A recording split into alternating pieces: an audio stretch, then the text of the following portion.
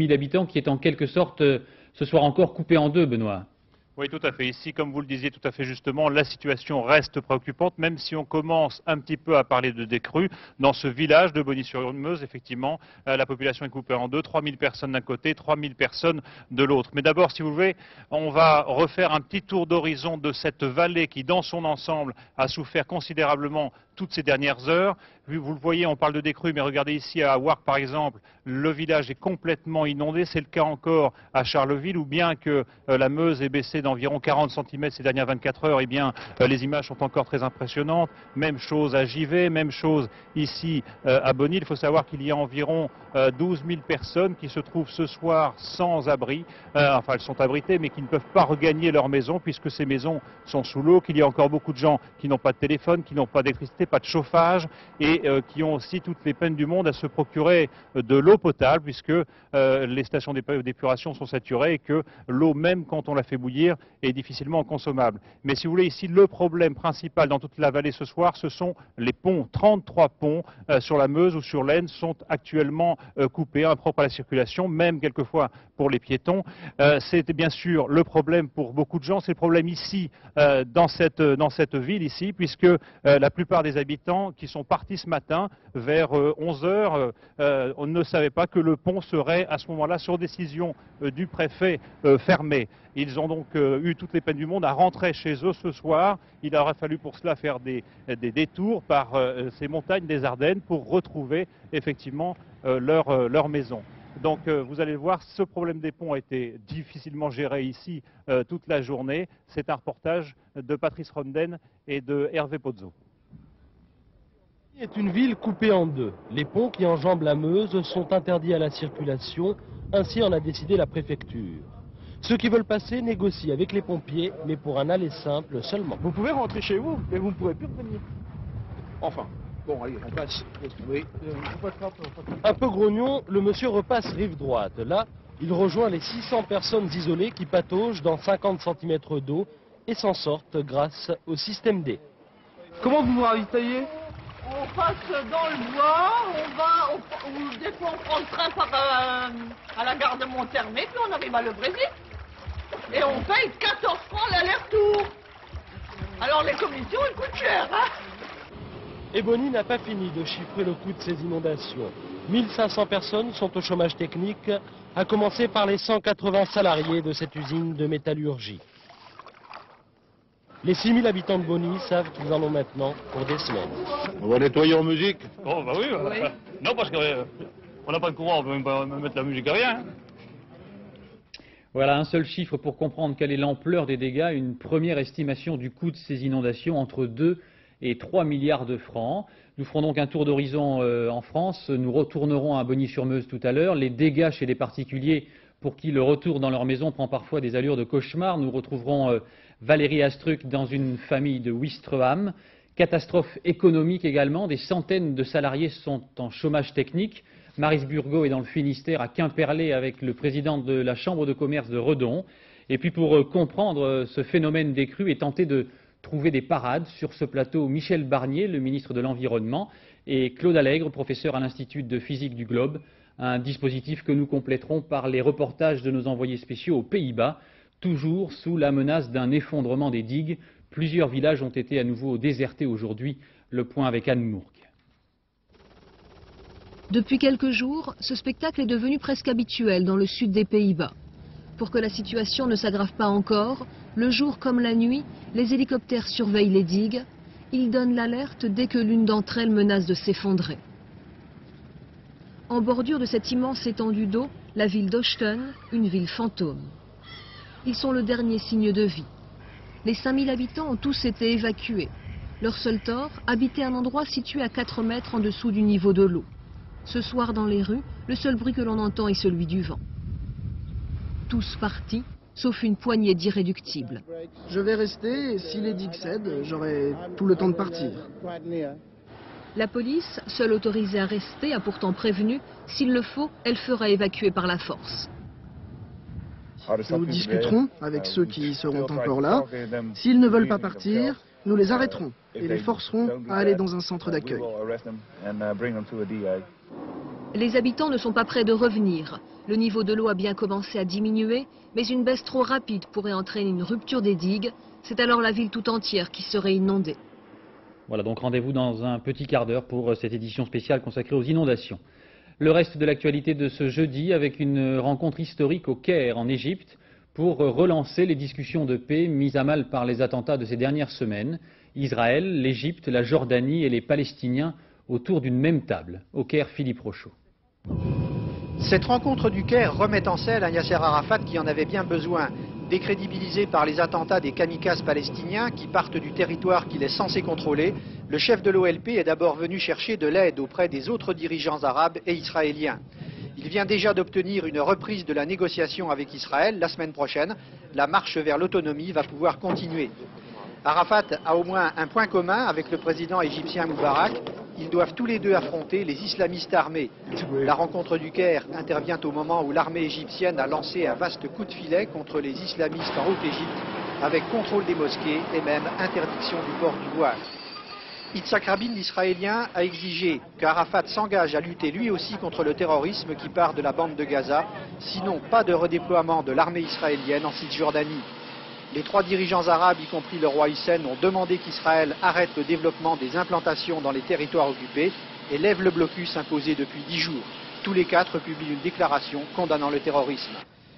Il manque finalement un seul homme à cette rencontre, le président Assad de Syrie. Il ne participera à ce genre d'entretien, a-t-il dit, que lorsque le retrait du Golan aura commencé. Et aujourd'hui encore, il reste sourd à ces appels qui lui sont lancés du Caire. En Italie, plusieurs milliers de personnes aux obsèques du supporter poignardé dimanche dernier avant une rencontre de football. Une cérémonie religieuse au cours de laquelle le cardinal a rappelé que personne ne doit mourir pour un match de football. Les joueurs des deux équipes assistaient aux obsèques. Le meurtrier, présumé un supporter du camp adverse de 19 ans, a demandé à la famille de sa victime de lui pardonner. L'actualité en France maintenant, 103 000 militants socialistes voteront demain pour choisir leur candidat à l'élection présidentielle, Henri Emmanuelli ou Lionel Jospin. Les sondages qu'ils valent ce qu'ils valent donnent Jospin gagnant. Guylaine Chenu, Luc Bachofen. Lionel Jospin serait le meilleur candidat socialiste pour 39% de Français contre 17% pour Henri Emmanuelli. L'écart se creuse un peu plus chez les militants socialistes qui seraient 52% à choisir Jospin contre 28% pour Emmanuelli. Un écart utilisé ces derniers jours comme un argument de campagne dans le parti. Si je suis candidat, mon problème c'est d'affronter Jacques Chirac en demi-finale et Balladur en finale. C'est un homme intègre. Dans les sections socialistes, un peu partout cette semaine, les militants ont confronté leurs arguments. Ici à Villepinte, ceux qui se préparent à voter Henri Emmanuelli ne regardent plus les sondages. Si on se fie au sondage, alors il fallait prendre Jack Lang. À partir du moment où on ne prenait pas Jack Lang, donc il ne fallait plus penser au sondage. Chez les partisans de Lionel Jospin, on se félicite bien sûr des sondages et on accuse Henri Emmanuelli et Laurent Fabius d'avoir allumé une guerre des chefs dans le parti. Moi, il me semble qu'il y a derrière la candidature d'Henri Emmanuelli plus des enjeux de pouvoir et qu'autre chose. Derrière la candidature d'Emmanuelli, il y a des individus qui se sont peu prononcés ces jours derniers, mais qui cherchent à ce que le Parti socialiste fasse l'impasse sur ces élections présidentielles. À 24 heures du vote, la tension monte dans les deux camps et il n'est pas sûr que le choix de l'un ou l'autre des candidats suffise à ramener le calme chez les socialistes. Roland Dumas, bonsoir. Bonsoir. Vous allez voter demain, comme tous les militants socialistes. Il y a quelques semaines, vous reconnaissiez à Lionel Jospin le mérite d'ouvrir le débat. Aujourd'hui, vous préférez Henri Emmanuelli. C'est un problème d'homme? La vérité est que le Parti socialiste a de bons candidats et que ce sont les militants qui vont les départager. Je me suis prononcé pour Henri Emmanuelli après une pure réflexion, tout en reconnaissant les mérites de Lionel Jospin, qui est un ami comme Henri Emmanuelli. Je pense en effet que la légitimité qui entoure Henri Emmanuelli est une carte supplémentaire. Je pense qu'il est capable de créer une dynamique autour du Parti socialiste et autour de sa personne. Évidemment, il part avec un certain handicap parce que sa candidature a été déclarée un peu plus tard, parce qu'il n'y a pas encore de candidat du Parti socialiste. Mais je pense que dans les jours qui viennent, les choses se mettront en place. Il faut éviter les petites phrases, n'est-ce pas, qui atteignent les uns ou les autres. Je pense que le Parti socialiste, les candidats et les entourages des deux candidats devraient s'abstenir de lancer des flèches aux uns et aux autres. Il faut retrouver une certaine sérénité dans ce débat. désigner un bon candidat et ensuite se mettre à la tâche. Mais est-ce que le meilleur candidat, finalement, n'est pas celui qui est le plus à même d'amener le Parti socialiste au second tour, ou en tout cas de tenter de le faire? Je pense qu'Henri Emmanuelli a toutes les qualités pour être présent au second tour. Pourquoi? Parce que d'abord, je répète, il va incarner la légitimité socialiste, il rassemblera les socialistes lorsque le choix sera fait. Ensuite, il est bien placé par le travail qu'il a accompli pour rassembler autour du Parti socialiste ceux qui se reconnaissent dans le mouvement de la gauche. Il est probablement celui des deux ou trois candidats, des deux candidats présents, celui qui obtiendra, je veux dire, le plus de consensus du côté radical ou du côté des écologistes. Et tout cela créera un mouvement, et je crois que le moment est venu maintenant de penser à autre chose, une fois ce choix fait par les militants. Vous êtes nostalgique du temps où il y avait au Parti socialiste des hommes incontournables? Mais il y a toujours eu au Parti socialiste un vrai débat. Ça existait du temps de Guy Mollet, de Fer, ça existait du temps de François Mitterrand lorsqu'il était premier secrétaire.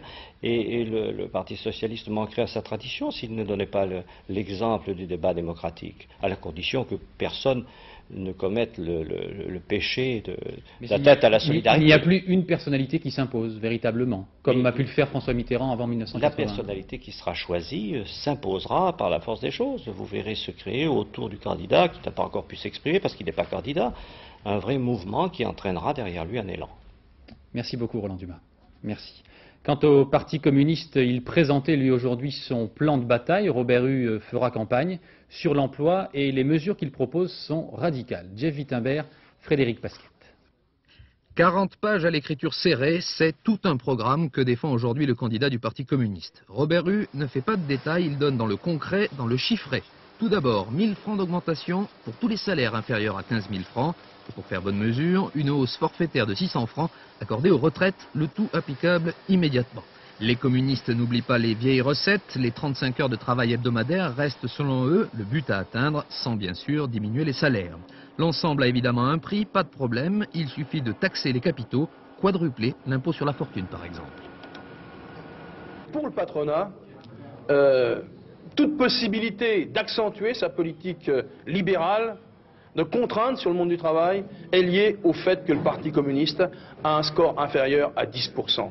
10%, c'est donc l'objectif que Robert Hue, adepte de la méthode Coué, et malgré les sondages, se dit pratiquement sûr d'atteindre au premier tour. Avec un œil sur ce qui se passe chez les socialistes, dans l'absolu, le PS reste un allié, dans la réalité, demeure un vrai clivage. Le Parti socialiste est complètement prisonnier de ses choix en faveur du traité de Maastricht. Nous sommes dans des moments très forts où il faut choisir. Et là, je vois bien que le choix ne se fait pas. Bref, il y a un espace à prendre à la gauche d'un PS en crise. C'est tout l'objectif de Robert Hue, qui entame déjà son 4e mois de campagne électorale. La campagne d'Édouard Balladur bat elle aussi son plein. Toute la presse française a eu l'immense privilège aujourd'hui d'une visite guidée de son quartier général dans le 7e arrondissement de Paris. Édouard Balladur, dont la cote de popularité perd 2 points dans un sondage Sofres pour le Figaro Magazine. 56% des personnes interrogées continue de lui faire confiance. Il a reçu aujourd'hui le soutien de Pierre Messmer, tandis que le secrétaire général adjoint du Parti républicain, Philippe Vasseur, se prononce, lui, pour Jacques Chirac. Un accro à la réputation de la SNCF. Ces trains, dit-on, arrivent toujours à l'heure. Eh bien, la compagnie vient d'être condamnée à verser des dommages et intérêts à des usagers pour retard systématique. Explication d'Elisabeth Esley. Pour aller de la gare Montparnasse à Saint-Quentin-en-Yvelines, en principe il faut 35 minutes. Mais il n'est pas rare que le train mette plus d'1 heure. Bon, ça va une fois, ça va 2 fois, mais enfin l'employeur il est gentil, mais il ne faut pas abuser non plus. Hein. Je crois que ça serait normal de nous dédommager. La justice a tranché. Pour elle, c'est la SNCF qui est responsable de la majorité des retards dus à des incidents techniques de matériel. La SNCF conteste. Elle va faire appel, insistant sur la saturation du trafic en région parisienne et sur les impondérables. Nous n'atteindrons jamais le zéro défaut. Il faut savoir que plus du tiers des incidents sur nos lignes sont dus en plus à des causes qui sont totalement extérieures, comme les intempéries, comme les agressions, comme les actes de malveillance, etc. Les usagers en sont conscients, mais ils ont gagné la première manche. Maintenant, ils veulent du concret. Arriver à obtenir des négociations avec la SNCF sur l'indemnisation des usagers pour les différentes raisons de retard qui lui sont imputables, et ça, quelle que soit la ligne sur laquelle cela se produit. Une action qui pourrait donner des idées à ceux qui empruntent la ligne C du RER. Là aussi, les retards sont quasi quotidiens. La très bonne nouvelle de la journée donnée par la sécurité routière, moins de tués sur les routes en 1994, 519 personnes de moins qu'en 1993. La mort de l'écrivain et journaliste André Frossard. André Frossard avait 80 ans, il était membre de l'Académie française depuis 1987. C'est une grande conscience et un grand talent qui disparaît. Marc Maisonneuve. Au moment où il disparaît, on a envie de lui demander « Et Dieu dans tout ça ?» À lui qui disait l'avoir rencontré à 20 ans dans une chapelle de la rue d'Ulm à Paris. Un éblouissement qui guidera toute sa vie. De la résistance au gaullisme, sa foi est imperturbable, tout aussi forte que son attachement à Jean-Paul II. Et tant pis, s'il a gardé la même ironie en 34 ans, comme dans son dernier billet d'humeur, dans ses rapports avec l'Église.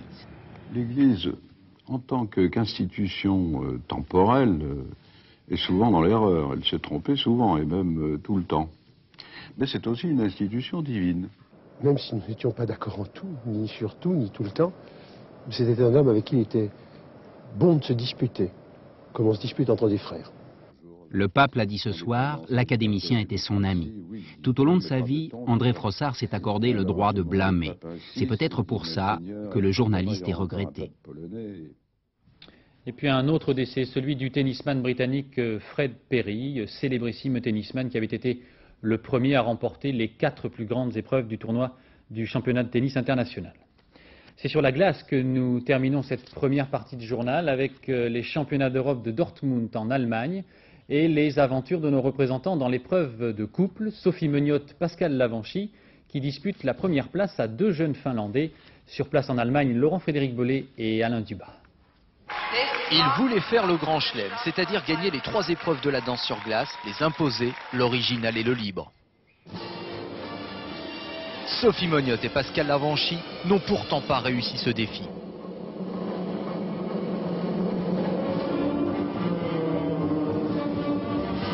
Parti premier avant le quick step qui était la danse retenue pour ce programme original, les Français ont terminé 2e et ils sont également 2e maintenant au classement général si l'on peut dire.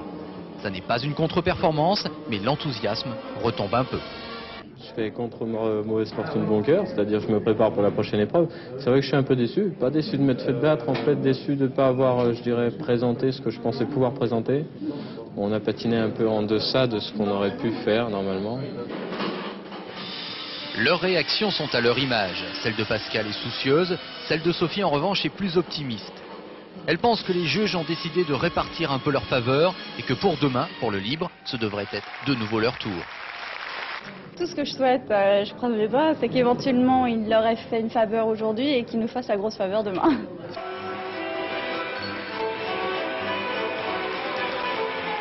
Alors, les empêcheurs de danser en rond, ce sont eux, Rakamo Coco, le couple finlandais que Sophie et Pascal retrouvent sur leur chemin depuis des années. Ils ont donc pris la tête de façon éblouissante sur une musique bien connue qui n'était peut-être pas toutefois un quick step.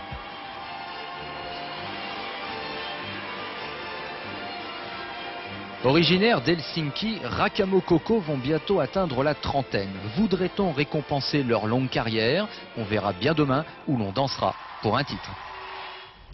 Voilà, c'est la fin de la première partie de ce journal. Nous ouvrons à présent notre page spéciale consacrée aux inondations et à leurs conséquences. À ce jour, le bilan des inondations est en France de 16 morts, 16 personnes qui se sont noyées, 4 autres sont encore portées disparues et des dégâts qui se chiffrent d'ores et déjà à plusieurs milliards de francs. C'est la Bretagne qui a été touchée la première, c'était il y a une dizaine de jours, avant que les intempéries n'atteignent 43 départements au total. Regardez. On l'a vu monter depuis ce matin. Et ma mère qui ne voulait pas partir pour la décider juste à suivre. Elle va les déposer dans les poubelles.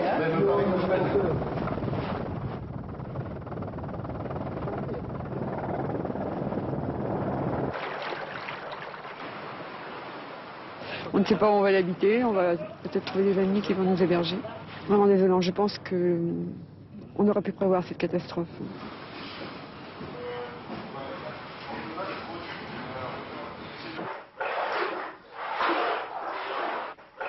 Allez, là les bottes, monsieur, c'est le cas de le dire. Voilà pour ces images symboles en quelque sorte de ces 10 journées passées dans l'eau dans 43 départements. Tout de suite direction Bogny-sur-Meuse pour retrouver Benoît Duquesne. Benoît, les Ardennes toujours sinistrées en plusieurs endroits ce soir encore, même s'il y a une légère décrue. Hein.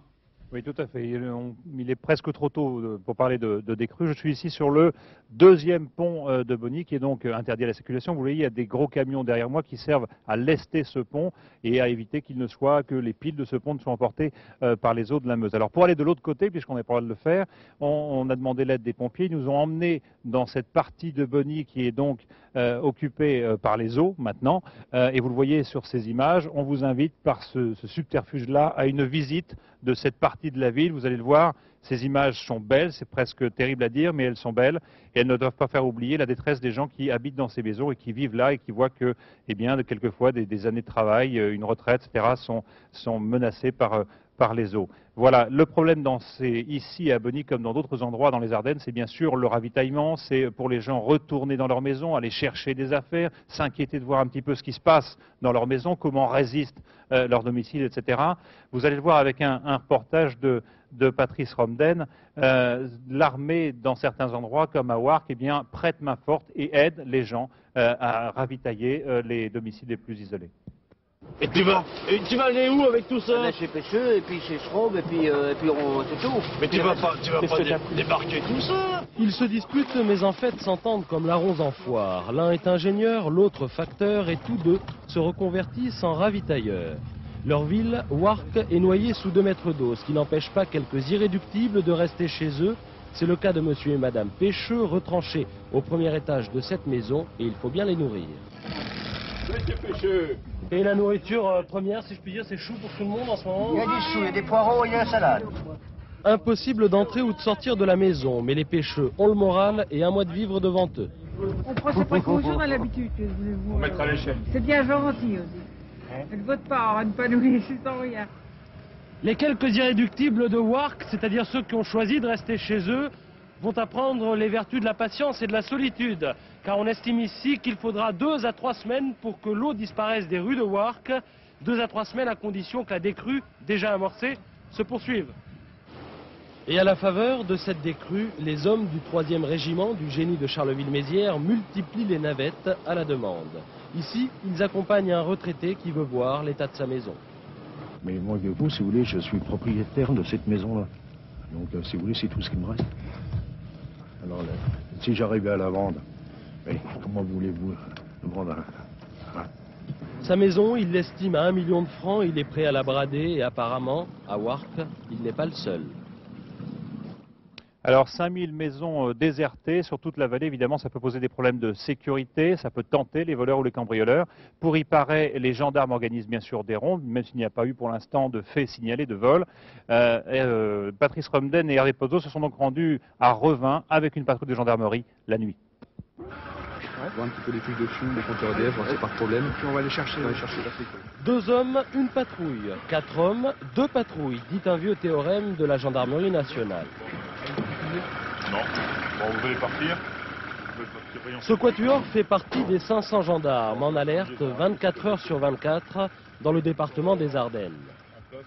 La nuit tombée, l'un d'entre eux reste dans le véhicule. Les 3 autres entament leur tournée, surveillance nocturne des plus classiques, mais qui depuis 1 semaine se concentre sur les zones inondées.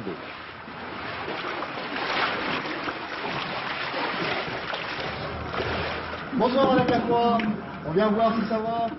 Tout va bien chez Madame Lacroix, on prévient donc le collègue et on enchaîne. On a pris contact avec Madame Lacroix qui est restée dans son habitation, bon ben tout va bien, l'électricité est encore maintenue. Hein. On enchaîne car il y a le long de la Meuse une centaine d'habitations inoccupées et accessibles à pied. À Revin, la décrue a commencé et c'est en général le moment que choisissent les pillards pour agir. Ouais, c'est bon, c'est bon. Ça leur permet déjà d'évacuer les meubles comme ils peuvent, hein, c'est-à-dire avec plus de facilité. Parce que là, je vois mal déplacer un buffet ou quelque chose comme ça, et puis bon, ben, ils craignent moins déjà pour leur sécurité. Beaucoup de courant, température de l'eau 5 degrés, de quoi vous glacer les eaux en quelques minutes. Prudence oblige, la surveillance s'effectue au ralenti. Ici, la dalle du soupirail a été emportée par l'eau, une eau dont l'opacité recèle bien des pièges. Le danger, c'est tout ce qui peut traîner au fond, c'est-à-dire le restant de passerelles, les parpaings, toutes les marches, éventuellement les plaques d'égout qui peuvent être parties. 20h, minuit, 3h du matin, les patrouilles se relaient à 3 reprises pour être présentes toute la nuit. Et à ce jour, aucun pillard n'a été signalé à Revin. Alors Benoît, on voit bien que les gendarmes, mais aussi donc les pompiers sont sur le pont, si je puis dire, depuis plusieurs jours. Je crois que le responsable des pompiers de Bogny-sur-Meuse n'est pas très loin de vous. Non, il était avec nous, enfin c'est une façon de parler, puisqu'il est de l'autre côté de ce pont, derrière nous, là-bas. C'est l'adjudant-chef Pellerin. Il dirige ici les 27 pompiers volontaires de la commune. Et donc mon adjudant, je suppose que, je ne sais pas comment se sont comportés les gens. Quand vous allez les voir et quand vous leur dites, bon bah il faut évacuer, la Meuse monte. Donc le gros problème, c'est que les gens ne comprennent pas pourquoi que la Meuse monte comme ça. Ils ont du mal à partir de chez eux pour laisser tout. Et ils se demandent comment ils vont retrouver leur maison et ils ont du mal à décrocher quand même. Ils ont travaillé toute une période et puis de laisser ça, ils se demandent comment ils vont retrouver leur maison. Et vous avez des gens qui ne veulent pas partir et qui attendent le dernier moment? Ah oui, on a eu le cas donc ces derniers jours. On a fait une intervention donc, avec le renfort de la Haute-Marne. Il a fallu donc prendre 2 Zodiacs pour aller chercher 2 familles qui ont attendu vraiment le dernier moment. Il y avait à peu près dans cet endroit-là 2,50 m d'eau et il y avait un fort courant. Et on a pris quelques risques pour sortir ces personnes-là qui n'ont pas voulu, qui ont resté jusqu'au dernier moment dans cet endroit. Alors je suppose que vous n'avez pas beaucoup dormi ces derniers temps. Votre travail maintenant, ça consiste en quoi? Il faut apporter de la nourriture aux gens, il faut les amener chez eux? Bon, notre rôle maintenant donc, est de toujours assurer les rondes de Zodiac, parce que la ville a été coupée pendant les inondations en 6 parties, et ce qui a rendu pour les secours et pour les personnes un ravitaillement difficile.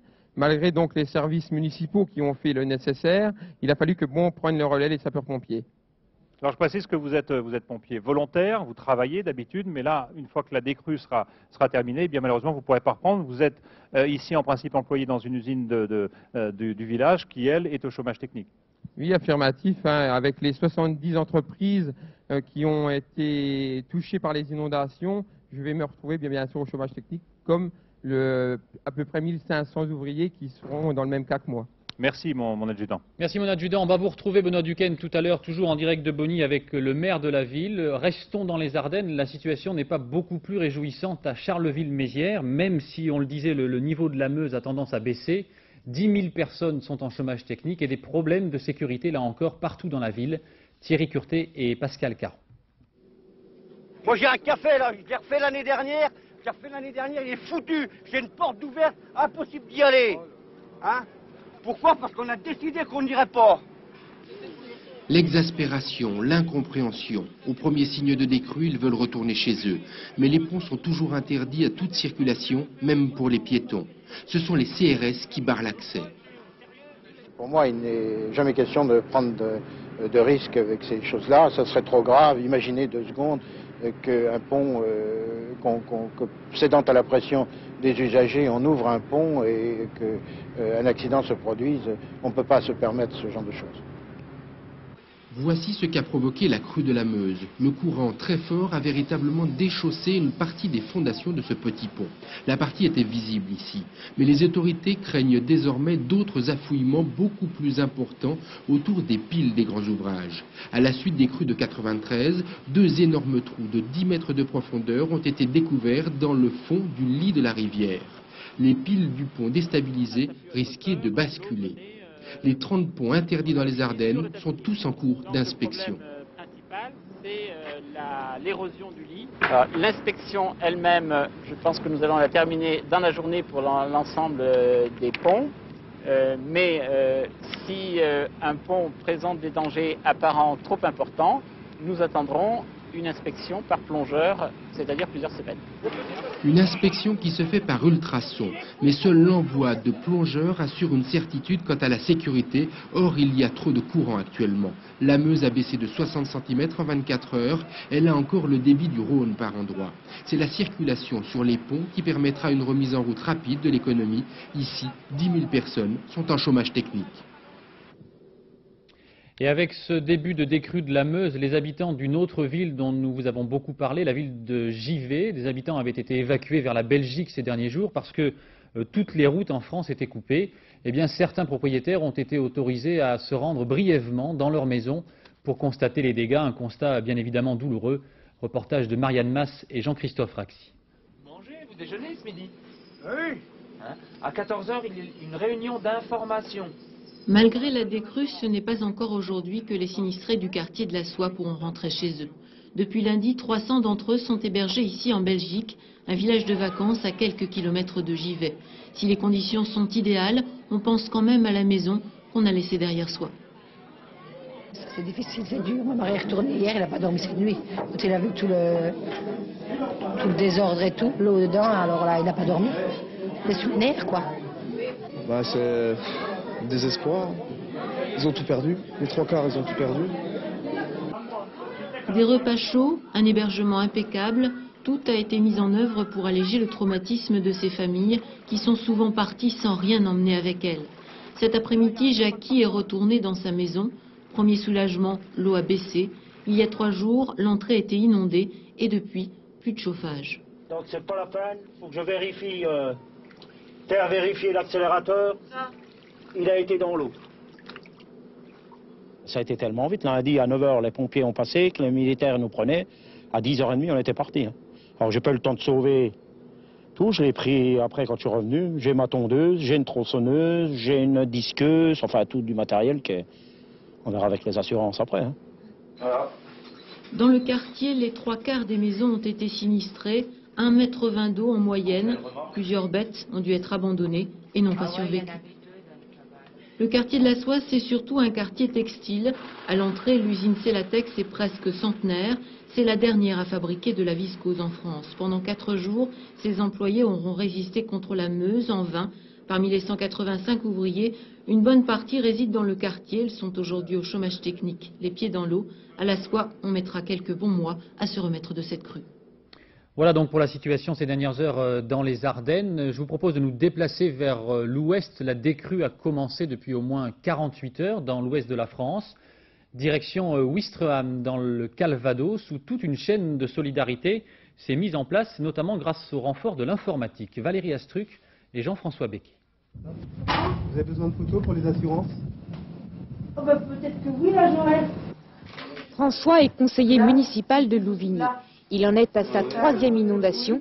Du coup, il s'organise et c'est lui qui prend les photos pour les assurances. Ça va aller? Michel est propriétaire du restaurant. Lui aussi a vécu plusieurs inondations. Il connaît donc les précautions à prendre. Si on l'avait retourné, l'étiquette serait partie. Son restaurant au bord de l'eau a été envahi par plus d'1,50 m d'eau. Les dégâts sont énormes et il sait que les assurances sont chiches. Les remboursements, dans le meilleur des cas jusqu'à présent, j'ai eu 42%. Cette 3e inondation a été la plus dure, mais Louvigny ne veut pas être un village maudit. À l'intérieur de la mairie, on prend donc les choses en main. Tous les jours, un journal est distribué aux sinistrés. Un système informatique a même été mis en place. Il faut s'organiser pour tenir et surtout pour s'y retrouver quand on a 230 personnes d'évacuées, 137 maisons de sinistrés. Donc l'informatique, c'est le meilleur moyen de faire face à ce type de problème. Autre point fort, les équipes de nettoyage très bien rodées. Mais la tâche est lourde et parfois on s'abandonne avant de repartir.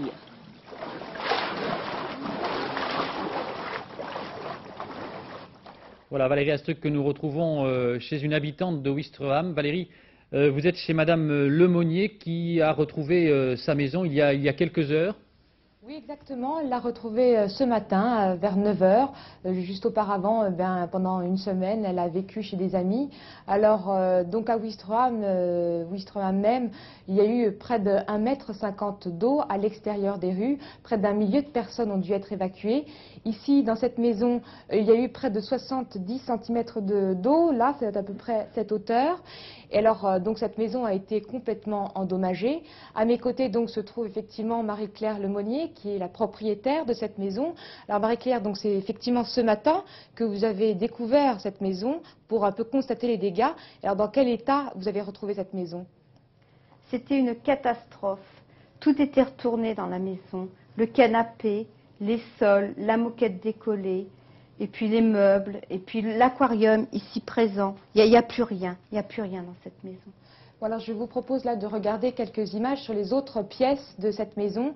Marie-Claire va nous les commenter.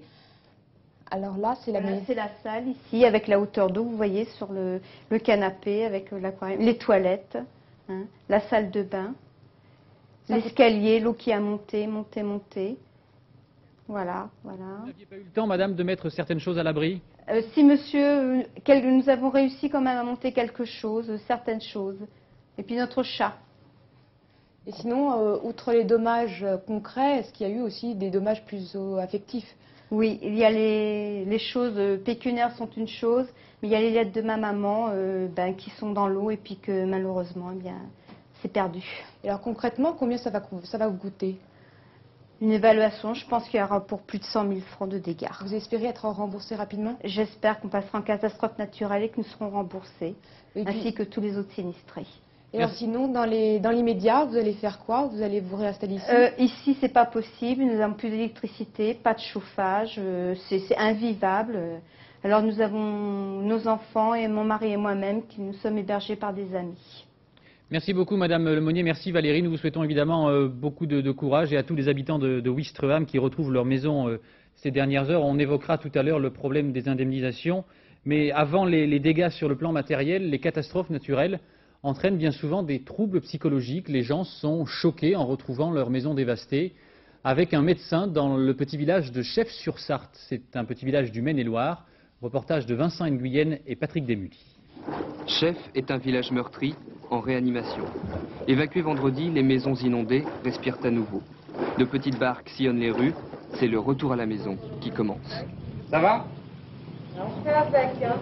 On est revenu lundi au moment où c'était le plus haut, on ne pouvait pas rentrer dans la maison là. Le médecin du village est sinistré, comme les autres. Mais ce sont les autres, justement, qui le préoccupent. Comment vont-ils réagir en retrouvant leur maison? Guylaine affronte cette épreuve avec un ami. Le docteur Moret les accompagne. Oh là là, le bordel est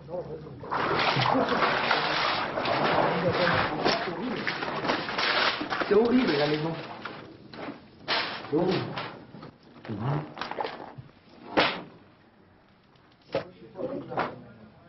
On aménage une pièce par amour, puis du jour au lendemain tout s'effondre, toute notre vie, on a l'impression qu'on repart à zéro. Sur le coup, on a encore la force de venir retrouver ses biens, ses affaires. On voit ça dans un état déplorable. Je crois que ça va être dans 1 heure ou 2, vu comment ça réagir, que je ne sais pas comment je vais m'en sortir. À partir du moment où il vous arrive un choc, les répercussions viennent un petit peu plus tard. Hein, et c'est à ce moment-là qu'ils auront besoin de leur entourage familial, de tout le système, pour qu'ils retrouvent leurs repères. Il y a des personnes âgées qui disaient qu'en fin de compte, ils avaient l'impression de se retrouver comme en 39-40, hein, quand les militaires les ont mis dans les camions, etc. Et ils avaient l'impression de tout quitter, tout abandonner. Et c'est pour ça que la phrase « j'ai tout perdu » revient assez souvent. Comme une blessure de guerre, la plaie pourrait mettre un peu de temps à cicatriser. Si solidaires hier, les sinistrés ne doivent pas se retrouver solitaires aujourd'hui pour tenir le coup. Voilà, nous reviendrons en France tout à l'heure. Je vous propose de nous rendre aux Pays-Bas. Ces traumatismes sont d'autant plus importants dans les pays où les inondations ont déjà par le passé fait des centaines de victimes.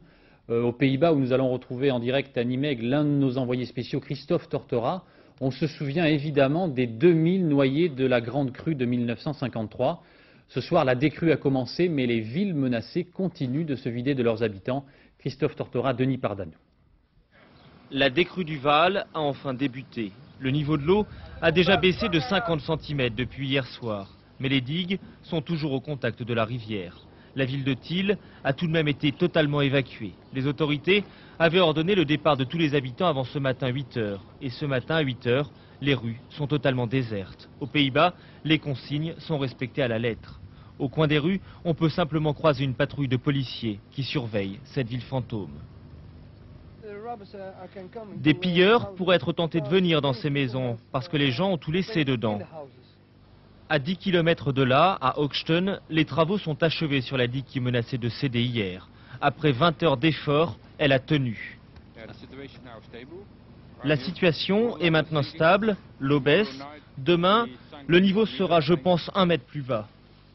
Dans les centres d'accueil, la vie s'organise. Ici, personne ne critique la décision du gouvernement d'avoir fait évacuer les zones à risque. Ils ne prennent pas des décisions comme ça pour rien. S'ils décident de nous faire partir, ils doivent avoir de bonnes raisons. Je suis contente qu'ils nous aient fait partir. Même si c'est pour rien, oui, même si c'est pour rien, j'ai un petit enfant. Si les digues ne cèdent pas, les 250 000 personnes évacuées ne devraient pourtant pas être autorisées à regagner leur maison avant plusieurs jours. Voilà, Christophe Tortora, que nous retrouvons ce soir encore en direct de Nimègue. Christophe, on le voit, il y a une véritable hantise par rapport à ces digues. Est-ce qu'avec la décrue, il y a désormais moins de risques que ces fameuses digues ne s'effondrent? Non, Étienne, pas encore. La décrue a bien commencé, en effet. L'eau baisse ici de 2 cm par heure. Alors évidemment, il ne faudrait pas que cette décrue soit trop rapide maintenant, parce que l'eau, en baissant, entraînerait toutes les terres qui sont sur ces digues et à ce moment-là, elle risquera à nouveau de céder. Les autorités sont raisonnablement optimistes, mais elles attendent quand même avant d'autoriser les 250 000 personnes qui ont été évacuées à regagner leur domicile. La maîtrise de l'eau a toujours été le problème principal ici aux Pays-Bas. 75% du pays est situé en dessous du niveau de la mer. Ceci explique la construction de 2000 km de digues. Pour mieux comprendre la situation ici, je vous propose de regarder ce reportage d'Anne Poncinet et de Roger Mathurin. Une digue hollandaise, c'est d'abord tout simplement un gros talus recouvert d'herbe où l'on peut se promener à vélo.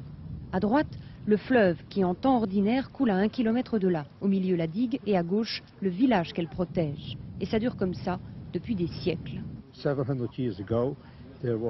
Il y a 700 ans, ils ont commencé à faire des petits talus autour de chaque village.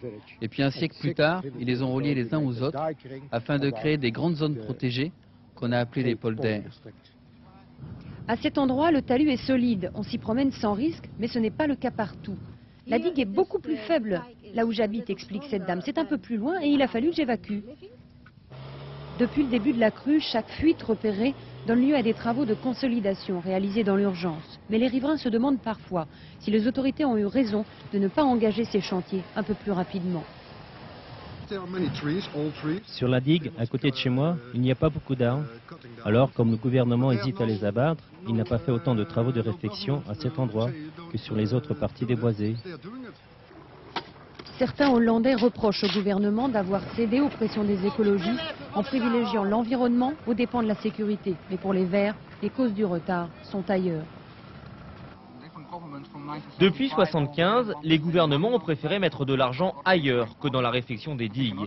Et en plus, les propriétaires qui habitent à côté rechignent parfois à céder du terrain pour pouvoir effectuer ces travaux. Alors bien sûr, ça entraîne des retards. Les habitants de ces polders du centre du pays ont l'impression d'avoir été délaissés par les autorités au profit des polders de l'ouest où une rupture de digue avait fait 2000 morts en 1953. Oui, la situation est d'autant plus difficile aux Pays-Bas que les habitants de ces régions, qui se situent, Christophe Tortora le disait, sous le niveau de la mer, ne seront pas indemnisés. En effet, les assurances ne couvrent pas les risques d'inondation. Pour revenir en France et rester sur cette question des indemnisations, dans le Finistère, à Quimperlé, une région aussi très durement touchée, des experts proposent aux personnes sinistrées de servir en quelque sorte d'intermédiaire pour évaluer les dégâts. C'est un reportage de Maryse Burgot et Emmanuel Beck. Une soufflerie pour sécher les murs de la maison. Ici, avant les inondations, c'était leur salle à manger. Mais l'eau a tout emporté, tout détruit. Aujourd'hui, la maison est entièrement vide. Ici, on repasse dans la cuisine, qui était aussi toute habillée, qui était toute, qu'on avait refait des boiseries, des tapisseries, tout. Il y avait là des meubles qu'on a enlevés. Ouais, j'ai perdu tous mes vêtements. Tout. Ça, on a réussi à sauver. Puis des choses sentimentales que... J'avais des choses que j'aimais beaucoup. Il est expert d'assurer. Son rôle, défendre les victimes face aux assureurs, les aider à obtenir la meilleure indemnisation possible. Et je viens voir les sinistrés pour leur expliquer comment se passe l'indemnisation en catastrophe naturelle. Oui, d'accord. Et il y en aura des choses à rembourser. Tous ces meubles, ces objets, ces vêtements entreposés dans un garage. Premier conseil, ne pas laisser l'assureur établir seul la liste et la valeur des objets détériorés, proposer sa propre liste et se défendre. Il ne faut pas avoir peur de discuter. Parce que, par exemple, s'il vous dit que le four à micro-ondes, il vous met 50% de vétusté, il faut dire non, moi je ne suis pas d'accord. Il faut dire il était en bon état, il marchait bien. Des conseils précieux mais qui eux aussi s'achètent. L'expert d'assuré est payé par la victime au pourcentage de l'indemnité qu'elle perçoit. Ce n'est pas donné, mais dans certains cas, ce n'est pas inutile. Je suis persuadé que dans la détresse d'un sinistre, qu'on soit en entreprise ou en particulier, on ne pense pas à tout. D'abord parce que quand on est dans son logement ou dans son entreprise, on n'a plus le même regard, on n'a pas un regard d'expert. Et alors, 3 mois après, on dit « Oh, j'avais oublié que j'avais stocké ça là, j'avais oublié les papiers que j'avais mis là ». Finalement, les époux Isaac ont décidé de se débrouiller seuls face à leur assureur en qui ils disent avoir confiance. Ils ont l'habitude, c'est la 2e fois qu'ils sont inondés. Des dizaines de milliers de personnes donc sinistrées, mais aussi, et ce sera un très grave problème dans les semaines à venir, des milliers de salariés en chômage technique. Plusieurs usines sont évidemment fermées, notamment dans le département d'Ille-et-Vilaine et dans la région de Redon. Reportage de Jacques Deveau et Gabriel Kabila. Il n'en dira pas plus. L'émotion est bien trop forte pour pouvoir laisser passer les mots. De l'entreprise de cosmétiques où il travaille, il ne reste pas grand-chose. L'eau a détruit les stocks, les commandes, les machines et n'a même pas épargné les formulations des produits. La perte est estimée à 2 millions de francs. Pour les 7 salariés de cette PME qui n'a pas 2 ans, l'avenir est plus qu'incertain. Le risque de mettre la clé sous la porte. Ah oui, oui. Ah oui. C'est une entreprise qui vivait juste, qui avait déjà des difficultés. Donc là, si derrière on n'a rien, si les banques ne suivent pas, si les assurances ne suivent pas, non, on ferme. Ça ne sert à rien de continuer comme ça. Pour une jeune PME sans trésorerie, l'inondation est ressentie comme un coup de grâce. Même les aides promises par l'État ne ramènent pas l'espoir. On sait qu'il y a des mesures qui ont été prises, on attend d'en savoir un petit peu plus pour pouvoir bénéficier d'avances de trésorerie qui nous permettront peut-être de repartir. Enfin, pour l'instant, c'est un peu douteux de pouvoir repartir quand on voit une telle dégâts. Malgré tout, avec l'énergie du désespoir, l'équipe d'Aquatonal a tout remis en ordre, tout en sachant que le coup près du dépôt de bilan risque de tomber rapidement. Direction toujours en direct Quimperlé, dans ce département du Finistère. Nous retrouvons Maryse Burgot. Maryse, avec ce problème crucial du chômage technique pour des dizaines de milliers de salariés. Oui, Étienne, nous sommes ici sur les quais de la Laïta, l'une des 3 rivières qui traversent la ville de Quimperlé. À cet endroit, il y a eu ici jusqu'à 1,60 m d'eau. C'est vous dire que les commerçants, les artisans, les particuliers qui habitent ici ont été très touchés.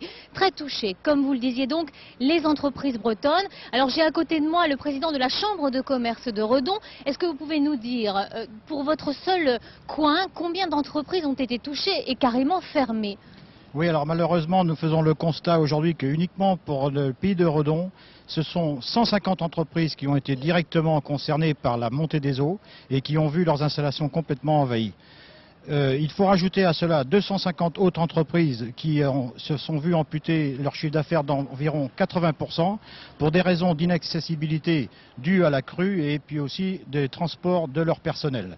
Parce qu'il faut savoir une anecdote à Redon, vous voyez, pour rejoindre 2 points distants d'1 kilomètre environ, il a fallu quelquefois faire entre 100 et 120 km. Alors vous imaginez.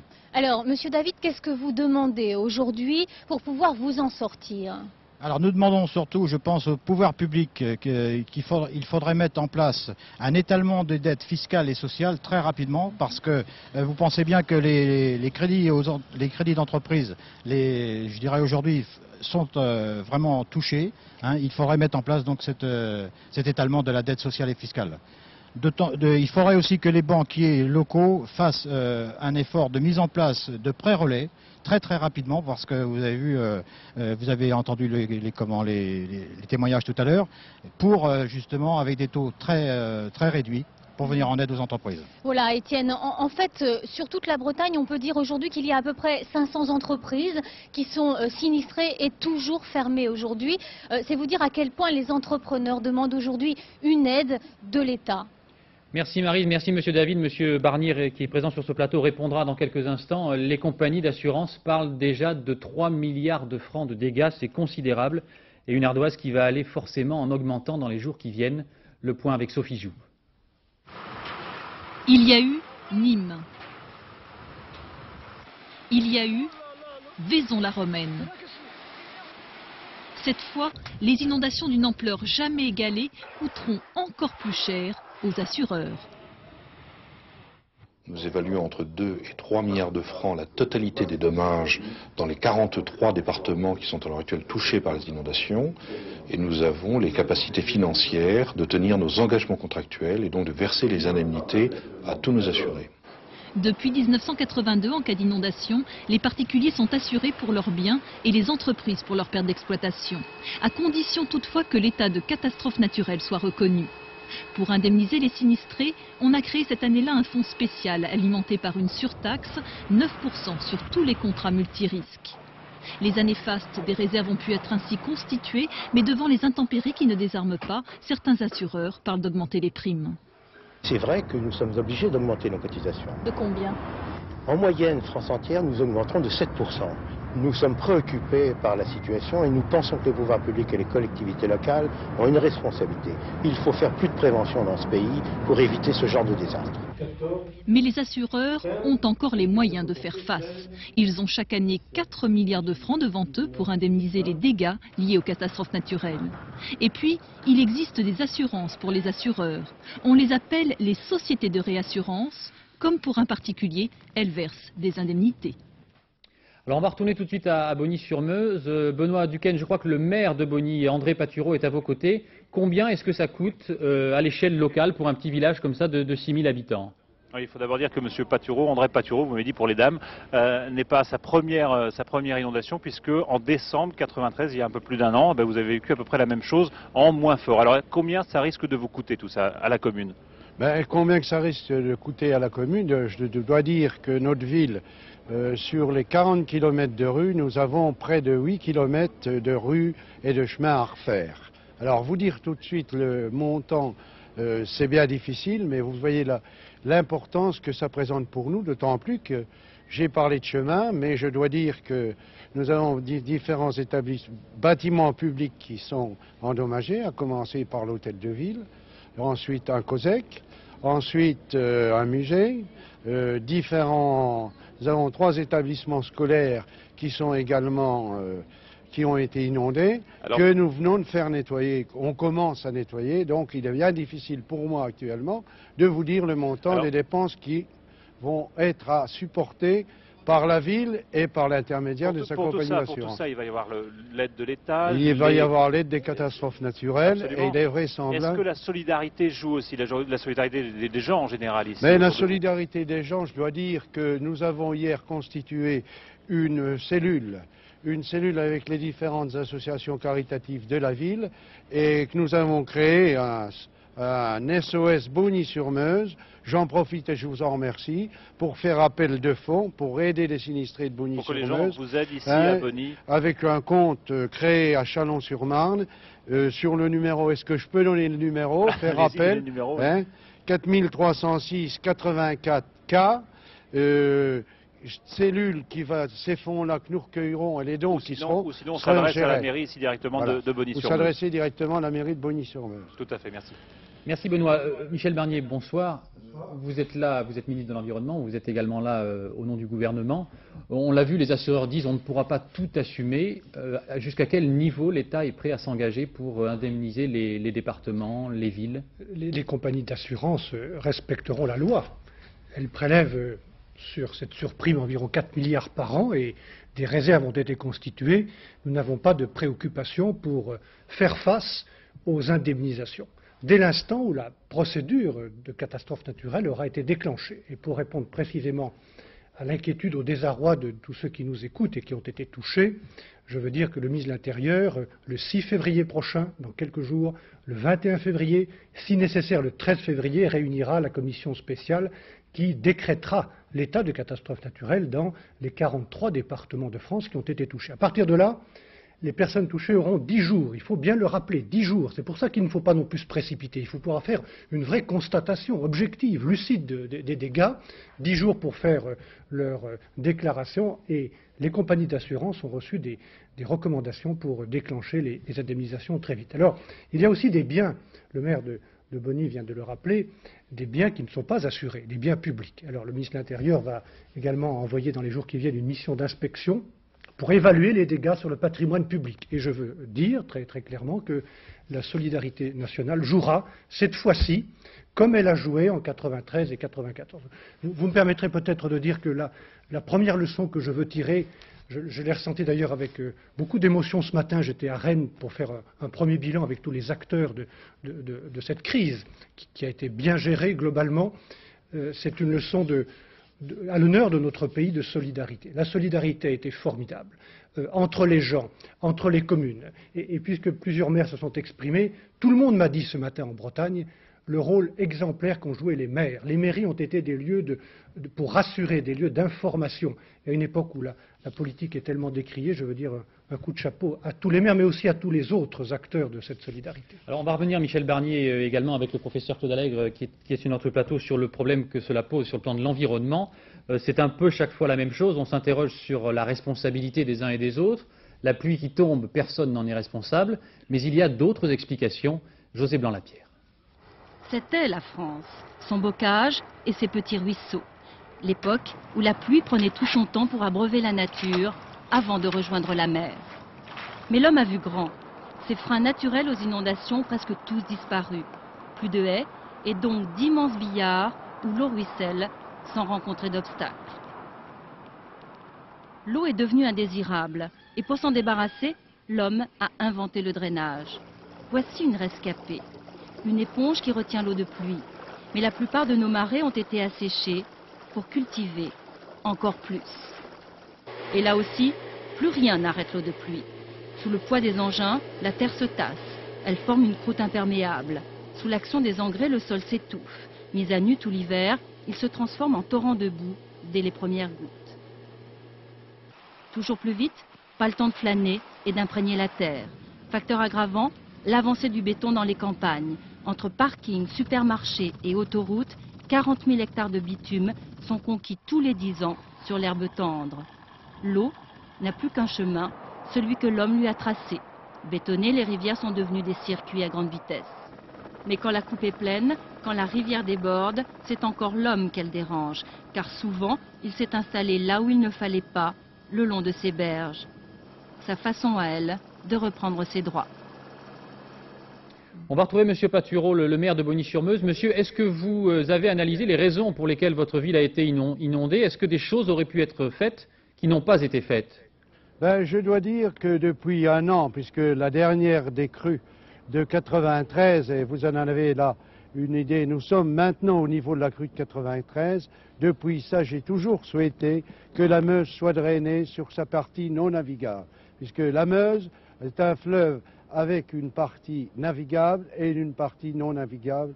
J'estime qu'on devrait drainer cette partie non navigable pour arriver à creuser comme on l'a fait par exemple à Nancy, permettant un écoulement beaucoup plus rapide des eaux. Et vous me disiez que depuis un an, rien n'a été fait, grosso modo. On ne peut pas dire que quelque chose a été fait, sinon qu'on nous ait demandé d'avoir des échelles, d'installer des échelles pour pouvoir suivre les montées d'eau. C'est tout ce que, dans le fond, on nous a demandé depuis nos dernières inondations de décembre 93. Merci, Monsieur le maire. Alors, on ne va pas revenir sur ce qui ne s'est pas fait pendant 30 ans, Monsieur Barnier, mais quelles sont les mesures d'urgence ou les programmes à moyen terme que l'on doit développer et combien cela va coûter? S'agissant de la Meuse, il y a des leçons à tirer aussi des inondations de 93 et M. Matteau, qui est député de cette région, qui préside la commission d'enquête sur les inondations de 93, a fait une proposition que le Premier ministre a retenue, c'est celle de créer un établissement public pour protéger et aménager l'ensemble de ce bassin globalement. C'est une des leçons des dernières inondations.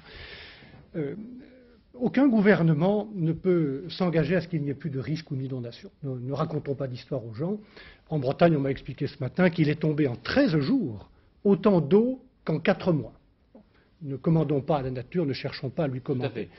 En revanche, je pense qu'il y a des leçons à tirer et qu'avec une politique volontariste comme celle que nous avons engagée depuis un an, à travers le plan de prévention des risques que le Premier ministre a arrêté, on peut par la prévention, par davantage de précautions, par une plus grande économie des ressources naturelles, des espaces, une protection des zones humides qu'on a bétonnées ou drainées ou artificialisées à l'excès depuis 20 ans, on peut, disons simplement, limiter les gravités, limiter les conséquences, les effets de ces prochaines catastrophes qui nous arriveront.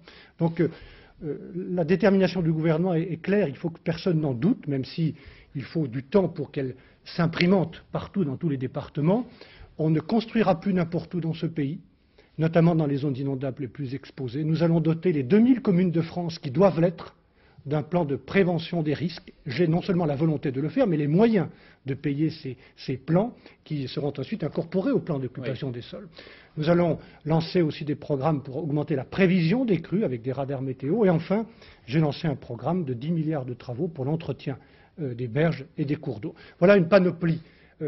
Il faut savoir que le gouvernement a cette volonté et que je n'en démordrai pas aussi longtemps que je serai là. Alors, sur ce plateau également, Claude Allègre, vous êtes professeur à l'Institut de physique du Globe. Bonsoir, merci beaucoup d'avoir accepté notre invitation. Est-ce que vous avez l'impression que c'est un discours qu'on entend depuis des années de la part de tous les gouvernements et qu'on ne fait jamais rien finalement? Donc, je crois qu'on ne peut pas dire qu'on ne fait rien, mais je crois que le discours qualitativement de M. Barnier, j'y souscris, mais quantitativement, non. Je pense que la situation est beaucoup plus grave que cela. Je pense que les inondations vont continuer, je pense qu'elles ne sont pas inexorables, et je pense qu'on est devant un choix de société. Lequel? Ou bien on décide de réagir, et de réagir violemment, contre l'excès d'aménagement du territoire. On est là vraiment dans le combat de l'excès de l'homme face à la nature. Et je dirais que symboliquement, je vais vous dire une chose, il faut supprimer le ministère de l'Environnement.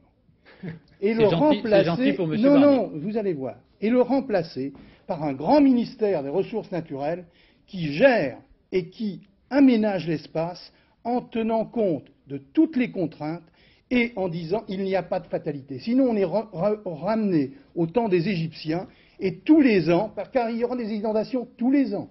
Et tous les ans, et pas pour des raisons météorologiques, certaines sont inévitables des inondations, mais il y en a actuellement, on a accru la fréquence des inondations et on continuera à l'accroître. Je l'ai écrit il y a 5 ans, personne n'a écouté, et je le redis, il y aura un accroissement des inondations. Ou bien on dit c'est inévitable, il n'y a qu'à laisser faire, puis on fera des choses, ou bien on prend vraiment le problème.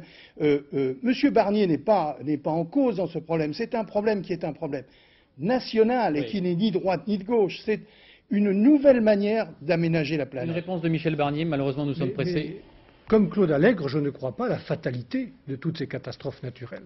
Je pense en effet que nous entrons dans une nouvelle époque et qu'il faut brutalement, nous avons peut-être l'occasion dans le débat présidentiel et puis dans le débat des 36 000 communes de France, changer de culture et ne plus aménager la France en l'abîmant. Voilà. Je ne parle pas seulement du paysage, je parle des zones humides qu'on a supprimées et dont on a besoin pour servir d'éponge. Si on recouvre les zones humides, il n'y a plus d'éponge. Nous entrons dans une période où il va falloir changer de culture, d'aménagement, peut-être entrer dans une logique de ménagement du territoire. Voilà. Mais Monsieur Allègre, dans le plan que vous avez sans doute lu et que je suis chargé de mettre en œuvre de la part du Premier ministre avec beaucoup de milliards à la clé, il y a aussi beaucoup de règles, notamment pour protéger les haies ou pour le reconquérir, pour empêcher les abattages d'arbres, pour empêcher l'artificialisation des zones d'expansion des crues. Je veux dire, nous avons les outils. Ne doutez pas de notre volonté. Je crois qu'elle est nouvelle, Monsieur Allègre. Un exemple ou une preuve. Très rapidement. Oui, très rapidement. Monsieur Barnier. Je dis, les plans de prévention des risques, il y en a eu 550 seulement en 10 ans. Dans la seule année 94, je peux bien parler au nom de cette année puisque j'en suis responsable, il y en a eu 258. Voilà une preuve de détermination nouvelle, mais ça va dans le sens que vous dites de cette nouvelle culture de ménagement du territoire. Je vous remercie, Monsieur le Ministre. Merci beaucoup, Claude Allègre. Merci à toutes les personnes qui sont intervenues en direct depuis Bogny-sur-Meuse, depuis Ouistreham. Pour terminer sur une note un peu plus encourageante quand même, je vous propose de retourner à Ouistreham où les salles de classe ont été rouvertes aujourd'hui. Les enfants ont partagé leurs impressions. Reportage de Valérie Astruc. 8 heures ce matin, l'école est bien silencieuse. Seul Michel prépare sa classe, car dans une demi-heure, c'est la rentrée. C'est d'abord calme et serein puisque tout est prêt, tout est normal, tout a été nettoyé, tout est rangé, donc il ne devrait y avoir aucun problème. On va voir ça dans quelques minutes. Après 5 jours de vacances forcées, les élèves, bien chaudement habillés, s'apprêtent à retrouver leur petit bureau, avec pour première leçon le récit des inondations. Alors, qui est les deux dans sa maison là? Allez, tu nous racontes, Jean-René? Bon, il y avait 80 cm dans ma maison. 80 cm, et alors? Les meubles, papa a réussi à les sauver? Oui, avec moi. Avec toi? Et l'eau est partie maintenant? Ouais. Alors qu'est-ce qu'il a fait ton papa? Il a chauffé les gens. Oui. Et puis mon tonton aussi. Et comment ils ont fait? Ils les ont emmenés dans le Zodiac. Ils les ont emmenés où il n'y avait pas d'eau. En face, à la maternelle, le récit des inondations se fait par le dessin. Tu fais quoi là comme dessin? Ma tata qui est inondée. Et le monsieur, c'est quoi? Le policier. Qu'est-ce qu'il fait? Eh ben, il sauve les gens. Spontanément, les enfants de Ouistreham racontent ce qu'ils ont vécu. Quitter sa maison, ses jouets, vivre chez un inconnu. Heureusement que l'école a réouvert ce matin. Voilà, et c'est sur ce clin d'œil que nous refermons ce journal exceptionnellement long. Après la météo de Sophie Davant, envoyée spéciale de Paul Naon et Bernard Benyamin, le dernier journal aux environs d'1h du matin vous sera présenté par Catherine Sellac. Je vous souhaite une excellente soirée.